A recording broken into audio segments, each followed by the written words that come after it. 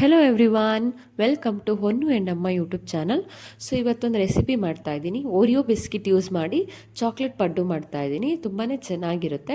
So ನಾನು 2 Oreo biscuit ತೊಗೊಂಡಿದ್ದೀನಿ 10 ರುಪೀಸ್ದು. So ಎಲ್ಲ ಓರಿಯೋ ಬಿಸ್ಕಿಟ್ನ ಮಿಕ್ಸರ್ ಜಾರ್ನಲ್ಲಿ ಹಾಕ್ಕೊಂಡು ಫೈನ್ ಪೌಡರ್ ಆಗಿ ಮಾಡ್ಕೋಬೇಕು. ತುಂಬಾ ಸಣ್ಣದಾಗಿ ಪೌಡರ್ ಮಾಡ್ಕೊಬೇಕು. ಸೊ ನಾನೆಲ್ಲ ಬಿಸ್ಕಿಟ್ ಹಾಕ್ಕೊಂಡು ಪೌಡರ್ ಮಾಡ್ಕೋತೀನಿ. ಸೊ ಪೌಡರ್ ಆದಮೇಲೆ ಒಂದು ಬೌಲಿಗೆ ಟ್ರಾನ್ಸ್ಫರ್ ಮಾಡಿಕೊಂಡು ಇದಕ್ಕೆ ಹಾಲು ಮಿಕ್ಸ್ ಮಾಡ್ಕೊಳ್ಳೋಣ. ನೀವು ದೋಸೆ ಹಿಟ್ಟಿನ ಕನ್ಸಿಸ್ಟೆನ್ಸಿಗೆ ಹಾಲು ಹಾಕ್ಬಿಟ್ಟು ಈ ಪೌಡರ್ ಜೊತೆಗೆ ಮಿಕ್ಸ್ ಮಾಡ್ಕೋಬೇಕಾಗುತ್ತೆ.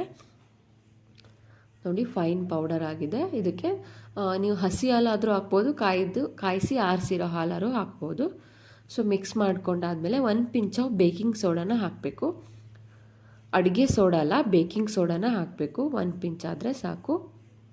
ಸೊ ಇವಾಗ ನಾನು ಪಡ್ಡು ಮಾಡೋ ಪ್ಲೇಟ್ನ ಇಟ್ಕೊಂಡು ಅದಕ್ಕೆ ನೀವು ಬೆಣ್ಣೆ ಅಥವಾ ತುಪ್ಪ, ಎಣ್ಣೆ ಯಾವುದಾದ್ರೂ ಹಾಕ್ಕೊಂಡು ಅದ್ರ ಮೇಲ್ಗಡೆ ಸೊ ನೀವು ರೆಡಿ ಮಾಡ್ಕೊಂಡಿದ್ರಲ್ಲ ಬಿಸ್ಕಿಟ್ ಪೌಡರ್ ಮತ್ತು ಹಾಲು ಮಿಕ್ಸ್ ಮಾಡಿಕೊಂಡು ಆ ಬ್ಯಾಟರ್ನ ಹಾಕ್ತಾ ಬನ್ನಿ. ಸೊ ಎಲ್ಲ ಕಡೆ ಫಿಲ್ ಮಾಡಿ ಇದ್ರ ಮೇಲ್ಗಡೆ ನಾನು ಡೈರಿ ಮಿಲ್ಕ್ ಚಾಕ್ಲೇಟ್ನ ಒಂದು ಅರ್ಧ ಪೀಸ್ ಇಡ್ತೀನಿ. ನೀವು ಯಾವ ಚಾಕ್ಲೇಟ್ ಆದರೂ ಯೂಸ್ ಮಾಡ್ಬೋದು, ಬಟ್ ನಾನು ಡೈರಿ ಮಿಲ್ಕ್ ಚಾಕ್ಲೇಟ ಯೂಸ್ ಮಾಡ್ತಾ ಇದ್ದೀನಿ. ಸೊ ಇದನ್ನು ನೀವು ಸಿಮ್ಮಲ್ಲೇ ಬೇಯಿಸಬೇಕಾಗುತ್ತೆ ಒಂದು 5 to 10 ಮಿನಿಟ್ಸು. ಮೀಡಿಯಮ್ ಫ್ಲೇಮಲ್ಲಿ ಅಥವಾ ಜೋರು ಹಾಕಿ ಫ್ಲೇಮ್ ಇಟ್ಬಿಟ್ಟು ಬೇಯಿಸೋಕೆ ಹೋದರೆ ಇದು ಚೆನ್ನಾಗಿ ಬೇಯಲ್ಲ, ಒಳಗಡೆ ಎಲ್ಲ ಬೇಯಬೇಕಲ್ವ, ಅದಕ್ಕೋಸ್ಕರ ಮೀಡಿಯಮ್ ಫ್ಲೇಮಲ್ಲಿ ಇಡೋಕ್ಕೆ ಹೋಗಬೇಡಿ, ಸಿಮ್ಮಲ್ಲಿ ಇಟ್ಬಿಟ್ಟು ಬೇಯಿಸಿ.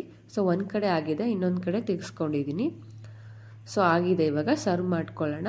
ಸೊ ಚಾಕ್ಲೇಟ್ ಪಡ್ಡು ರೆಡಿಯಾಗಿದೆ. ತುಂಬಾ ಈಸಿ ಮಾಡೋಕ್ಕೆ, ಮಕ್ಕಳಿಗೆ ಸ್ನ್ಯಾಕ್ಸ್ ಆಗಿ ಮಾಡಿಕೊಡ್ಬೋದು. ನಿಮಗೆ ಈ ವಿಡಿಯೋ ಇಷ್ಟ ಆಗಿದ್ದರೆ ಸಬ್ಸ್ಕ್ರೈಬ್ ಮಾಡಿ ಮೈ ಯೂಟ್ಯೂಬ್ ಚಾನಲ್ನ, ಹಾಗೆ ಫಾಲೋ ಮಾಡಿ.